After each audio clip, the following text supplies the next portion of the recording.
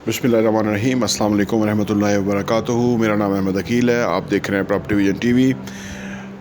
इस वक्त जबकि नई गवर्नमेंट नहीं आती, यानी एक लेजिटिमेट गवर्नमेंट नहीं आती, ये जो गवर्नमेंट है इस वक्त, क्योंकि इसकी कोई ना ही इकनॉमिक पॉलिसी कोई समझ आ रही है, ना ही इनके पास मुल्क चलाने के लिए इंतज़ाम हो पा रहा है। तो ये एक ऐसा सिनेरियो है कि जिसके अंदर ये हुकूमत ज़्यादा देर चलती हुई नज़र नहीं आती।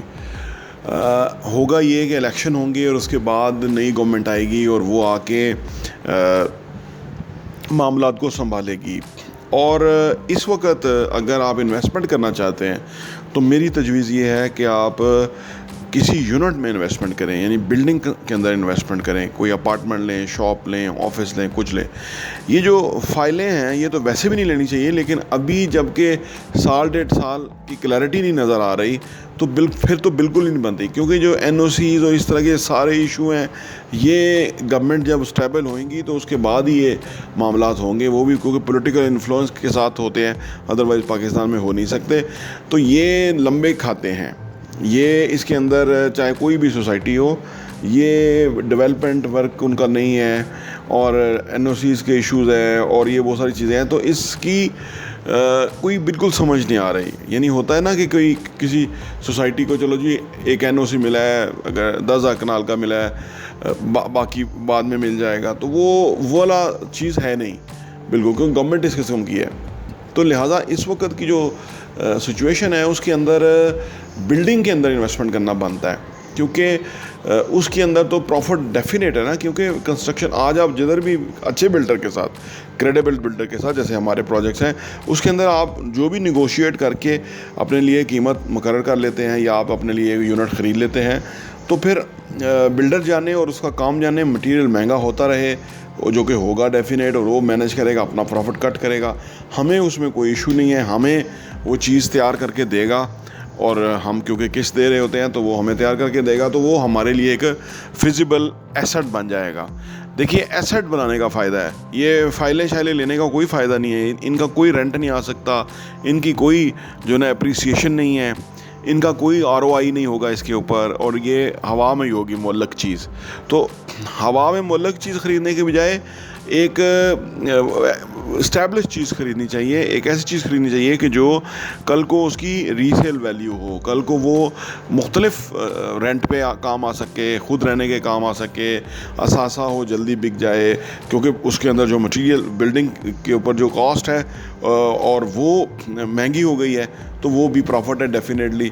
और आज जो जितने का स्टील है 1 साल के बाद या 2 साल या 3 साल के बाद इतने का पे स्टील नहीं होगा, तो लिहाजा वो चीज़ ख़रीदनी चाहिए। ये जो मौजूदा टाइम है नई हुकूमत के आने के, अगर नई हुकूमत आती है, वो किसी हाउसिंग सोसाइटी को NOC देती है, वो एक लंबे खाते हैं, लंबा प्रोसेस है, वो होंगे तो फिर उसमें ख़रीदारी बनती है। जो लोग खामखा की फ़ाइलें ख़रीद के समझ रहे हैं कि उनकी प्रॉपर्टी बन जाएगी या उनकी प्रॉपर्टी महंगी हो जाएगी या उनकी प्रॉपर्टी पे रेंट मिल जाएगा, वो लंबे खाते हैं, वो जल्दी होने वाला नज़र नहीं आ रहा। लिहाजा वहाँ इन्वेस्टमेंट नहीं बनती। इन्वेस्टमेंट इस वक्त बनती है कि आप जेन्युइन बिल्डर ढूंढें, जेन्युइन चीज़ हो, जेन्युइन अच्छी कीमत हो, रीज़नेबल प्राइस के ऊपर आपको चीज़ मिल जाए, जिसके अंदर अच्छा खासा जंप जो है वो आने वाले टाइम में मिल जाए आपको।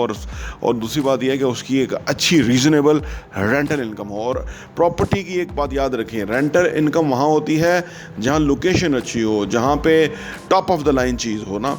ये नहीं कि छोटी मोटी सोसाइटियों के अंदर लेके आपने वो घर ले लिया, इस तरह की चीज़ें, तो आप कहेंगे रेंटल अच्छा आ जाएगा, वो बहुत मामूली रेंटल है, उसकी मेंटेनेंस बहुत कॉस्ट बहुत हाई है। तो बेहतर है कि अच्छी जगह पे, अच्छी लोकेशन पे, अच्छी सोसाइटी में, जैसे हमारे प्रोजेक्ट्स हैं 11 हाइट्स 5 के अंदर हमारे पास अभी अपार्टमेंट मौजूद हैं, 3 बेड के अपार्टमेंट हैं। वहाँ अगर आप इन्वेस्टमेंट कर लेते हैं तो वो आपको डेफिनेट प्रॉफिट भी होना है और उसका रेंट भी बहुत है। ऑलरेडी हमारे जो 2 बेड के अपार्टमेंट्स हैं वो खैर कांटी लाडो में है, वो 45,000 किराए के ऊपर चढ़ रहे हैं। अब आप देखिए कि एक उन्होंने प्रॉपर्टी जो उस वक्त ली थी, वो ली थी तकरीबन 60 से 65 लाख का 2 बेड लिया था, आज से 2 साल पहले या। तो अब आप देखिए उसके ऊपर 45 लाख का रेंट, 45,000 का रेंट आ रहा है। तो हम आप समझ आई ना, एक बिज़नेस समझ आई। अगर इस तरह की 10 चीज़ें आपके पास हैं तो 4.5 लाख का किराया बनता है। 4.5 लाख की एक रीज़नेबल अमाउंट है कि अगर आप इस वक्त कमा रहे हैं, कल को आप रिटायर हो जाएंगे, नहीं कमा पाएंगे, आपकी एक्टिव इनकम नहीं होगी, तो पैसिव इनकम आ रही होगी, आपके वारे न्यारे हैं। तो हमेशा प्रॉपर्टी वो लें कि जिसकी कोई सर पैर हो, जिसकी कोई शनाख्त हो। हवा में ये डीलरों को फ़ायदे हैं, ये जो फ़लाँ मार्केटिंग है जी, दौंस मार्केटिंग, धांधली मार्केटिंग, तो ये इनको फ़ायदे हैं। आपको कुछ फ़ायदा नहीं है, आपका पैसा ज़ाया हो रहा है और ये कागज़ के टुकड़े बन रहे हैं और इनके बड़ी बड़ी गाड़ियाँ, बड़े बड़े दफातर, बड़ी बड़ी ब्रांचेज़ बन रही हैं। ये लोग बहुत अमीर हो रहे हैं और मैं इनके दरमियानी होता हूँ। लेकिन ये है कि हक़ सच की बात करना हमारा फ़र्ज़ है और वो हम डंके की चोट पे करते हैं। हम सब कुछ जानते हैं क्या क्या लोगों के साथ ये खिलवाड़ कर रहे हैं। लेकिन ये है कि इन लोगों को खुदा भूला हुआ है। तो आप अपने पैसे की ख्याल करें, अपने पैसे की खैर करें, अपने पैसे की हिफाजत करें, इनकी बातों में ना आएँ। ये चीज़ें मिलने वाली नहीं है, मैं आपको बता दूं। मैं अरसे से कह रहा हूँ, अभी एक बहुत बड़ी मशहूर हाउसिंग सोसाइटी है कैपिटल स्मार्ट सिटी, अभी तक उधर कोई घर नहीं बस सका, आबाद तो कोई नहीं हो सका ना। इसी तरह गुलबर्ग के अंदर फाइलें हैं लोगों की रेजिडेंसिया के अंदर, वो फाइलें महंगी होती हैं लेकिन वहाँ कोई एग्जिस्ट नहीं करती चीज़। तो वो कागज़ ये वादा ही है, खुदा ना खास्ता कल को गुलबर्ग की मैनेजमेंट के साथ कुछ हो जाए, कोई ऐसा बड़ा फ्रॉड हो जाए, ऐसी बड़ी स्कैम हो जाए, अल्लाह ना करे। लेकिन मैं एक बात करता हूँ, तो कौन ज़िम्मेदार होगा उसकी डेवलपमेंट करने का और उसकी कंस्ट्रक्शन करने का? और वो सस्ती है क्या? अगर पहले एक कनाल की डेवलपमेंट का ख़र्चा 20 लाख था तो 4 सालों के बाद वो 40 लाख होगा। तो वो कहाँ से ये पूरा करेंगे? और कहाँ से? बड़ी बड़ी सोसाइटियों के पास 1 लाख प्लॉट शॉट हैं, वो बेच चुके हुए हैं। बेचे उन्होंने 10 लाख पे 5 मरले थे, आज वहाँ 50 लाख पे 5 मरले की रेट गए हुए हैं। तो वो कैसे मैनेज करेंगे? तो ये बहुत बड़े, मैं आपको ये जेन्युइन सोसाइटीज़ की बात बता रहा हूँ। ये जो चोर सोसाइटियाँ हैं, फ्रॉड सोसाइटियाँ हैं, इनकी तो कोई औकात ही नहीं है। और दाढ़ियाँ रखी हुई हैं इन लोगों ने जो बेचने वाले हैं, लेकिन शर्म है यहाँ कोई नहीं है। लेकिन अल्लाह से खैर मांगें, अपना पैसे का हिफाजत करें, समझदारी का मुजाहरा करें। प्रॉपर्टी विजन टीवी के ऊपर हम आपको यही बताते हैं चीज़ें कि कभी गलती ना खाएं। आपने पैसा दिया गलत बंदे के हाथ में, फिर आपका पैसा गया, फिर आप कहाँ उसको ढूंढते रहेंगे? इनकी कई चेहरे और कई ज़ुबानें हैं इनकी।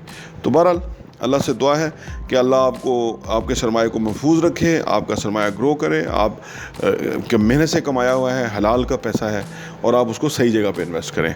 और हाँ, यहाँ मैं आपको ये भी बताता चलूँ, प्रॉपर्टी विजन का जो हमारा एडिशन है वो साल के 12 एडिशन आपको सिर्फ 1000 रुपये के ऊपर मिल सकते हैं। आप अगर आप चाहते हैं कि आपके पास ये सॉफ्ट कॉपी में आ जाए और आप उसको अपनी ईज़ में पढ़ सकें और मुख्तलिफ़ चीज़ों को गौर कर सकें, हमें आप व्हाट्सएप कीजिए ताकि हम आपको वो भेज सकें, ताकि आप वो कंटेंट पढ़ें, वो मवाद पढ़ेंगे। जिस तरह आप अच्छा कंटेंट पढ़ेंगे कि कैसे पैसा कमाना है, कैसे पैसे को मल्टीप्लाई करना है, कैसे पैसे की टेक केयर करनी है, कैसे पैसे को जो है ना वो सही जगह पे डायरेक्शन पे लगाना है, कैसे एसेट्स बनाने हैं, असासों से किस तरह कमाना है, और वो कमाने के बाद उन पैसों को किस तरह से इन्वेस्ट करना है, इस तरह की बहुत ही ज़बरदस्त इन्फॉर्मेशन जो है वो रियल एस्टेट के हवाले से हम प्रॉपर्टी विजन के मैगज़ीन के अंदर पब्लिश करते हैं, और वो हम आपको इंशाल्लाह भेजेंगे। प्रॉपर्टी विजन टीवी देखने का बहुत बहुत शुक्रिया।